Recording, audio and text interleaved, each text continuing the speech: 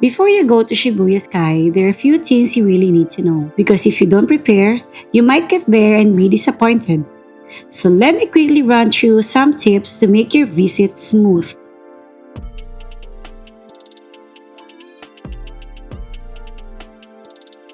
First thing, you can only take the elevator to Shibuya Sky from the first floor of Shibuya Scramble Square.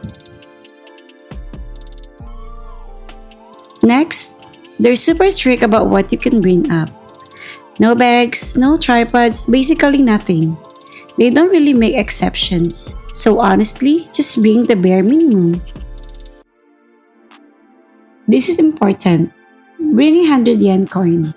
You'll need it for lockers because once you go up, they only let you bring your phone and your cameras, but make sure it has a strap.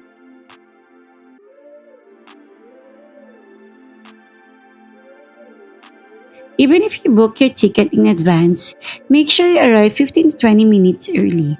There is still a queue, security, and elevators, and the whole process actually takes longer than you'd expect.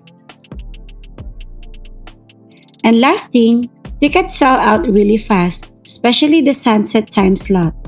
If that's what you want, book early.